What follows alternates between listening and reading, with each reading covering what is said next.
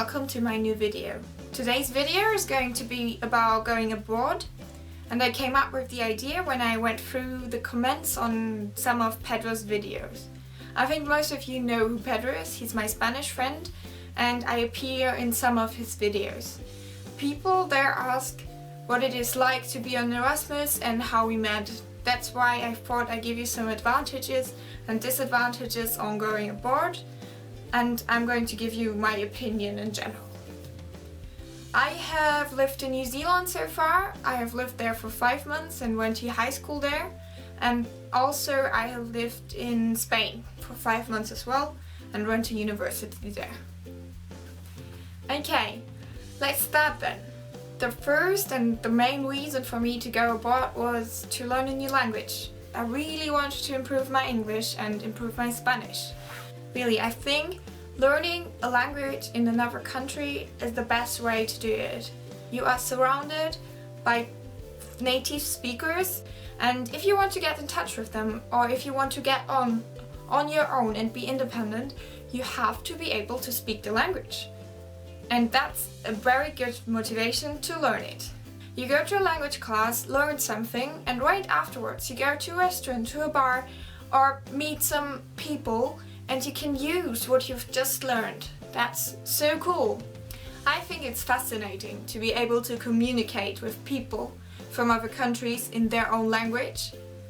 Anyway, it's up to you. You really use the chance and talk to locals and try to speak as much as you can, because in those exchanges or Erasmus semesters there are many international students and you will find people of your nationality and you could speak your language with them. People do that, it's easier. But I really tried to talk as much Spanish or English as I could. Well, in the very beginning it's very hard because you're not that good at the language, you just had it at school and you don't know how it works in everyday life. But very quickly you notice a progress. You notice that you understand people better. And if you really want to learn the language, if that's your motivation, try to speak as much as you can. Don't be afraid of anything. Of course you make mistakes, but people will understand you and help you and correct you. It's not embarrassing at all. It's just fine. Let's go on then. I think there also is a big advantage of being attached with so many international students, because you get in touch with people from all over the world. And I think it's so interesting to learn from people from other countries about their cultures and see the differences between the countries. That's so interesting. Another good thing is that you are in the same situation as they are, because you've both come to a totally new country and you don't speak your own language, and in the best cases you've got the same level of the language so that you can communicate well. It really helps even though you're not native speakers, but if you you just practice a lot and you're not ashamed at all because both of you make mistakes. It's a really good way to learn the language, and now I do have international friends, and that also gives me the chance to visit their home countries and see their home countries from their perspective. That's just amazing. That's a real benefit of going abroad. For example, I've got a French friend and I went to Bordeaux to see her, and we went out, had wine and cheese the French way. I went out with French people, seeing Bordeaux from the French perspective, and that was an amazing experience. If I think of my best friends, quite a few of them are not German. They are Spanish, they are French, they are Russian, but not all of them are German. That's cool, I enjoy that a lot because I can learn so much from them. Another advantage, in my opinion, is that you can be a completely new person. You can be whoever you want to be. No one knows you there, so you can just start over. If you want to be crazier, more outgoing and more spontaneous, just be like that. Just be the person you want to be. Try everything you'd like to try. I played rugby in Spain, even though that's not my sport at all. But it was so much fun and I met so many nice people. It was really great. And in New Zealand I went to do bungee. I wouldn't do that in Germany, no one does that here, but in New Zealand I felt like doing a bungee. Just do whatever you want to do. When I left Spain, someone told me, "You're always so happy and smiling," and I was overwhelmed with that because I never heard that in Germany. I don't know, I think I'm a lot more serious when I'm in Germany, and it was great to be seen in a different way. I love that. Another advantage is that you get to see a new country. You can travel around and explore the surroundings of the city you live in and travel the country you stay in.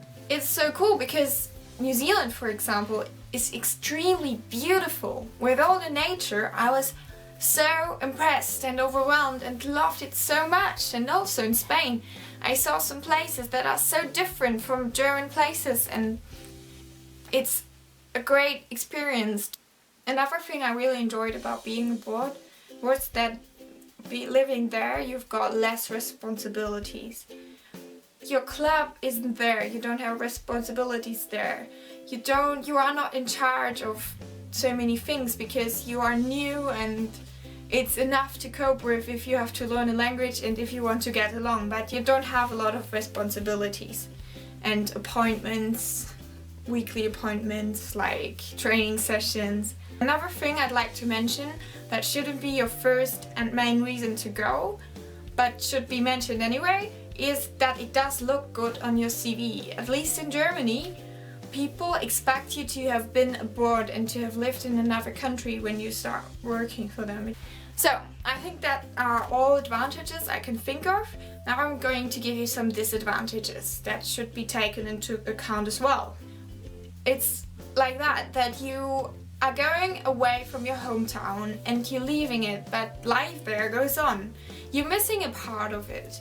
Your friends make fun things, your family does things, and you're not part of it. That's a little bit sad, but you can keep in touch. There is Skype, you can write letters, emails, anything, and I think real friends will stay in touch with you. And they can even visit you, which is amazing as well. If you have someone over and you can show them around in your new hometown, it's just so cool.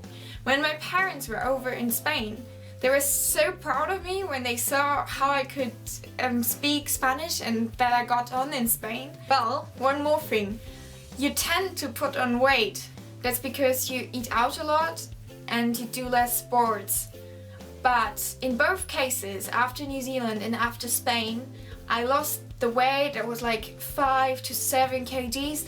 I lost that quite quickly. So don't worry, it's fine. Once you're back in your hometown and eat the way you always ate and do the sports you always did, you get back to normal. Don't worry. Another thing is that organization of an Erasmus takes a lot of time. You need a visa, you have to check your health insurance, you have to sign a lot of contracts and apply for scholarships or stuff like that. It takes time, and it can be frustrating if something goes wrong. Sometimes you have to call people, write a lot of emails because something is missing, something went wrong. When you're in the other country, there will be something you didn't expect that you have to organize. But I think you grow from that. Well, the last disadvantage I want to give you is something that can be quite important. That is the money part. Being abroad is quite expensive. Germany doesn't have student fees. That's not normal. It's not normal at high school in all countries, and it's not normal at university either. So if you plan on going to the United States, you really have to consider how you want to pay that. And in the case of Erasmus, you get an Erasmus scholarship, but that scholarship just partly covers what you are spending while you're away. So in advance, make sure you have enough money, or you talk to your parents that for that period you need more money than normal. It would be quite sad if you had to say no to a nice journey you really want to do, but you can't pay it. So make sure you've got enough money. So that's everything I wanted to tell you about going abroad. I'm going to put the list of my reasons in the description box if you want to check them out again. I hope I could help you and you like this video. And I see you in the next one. Bye!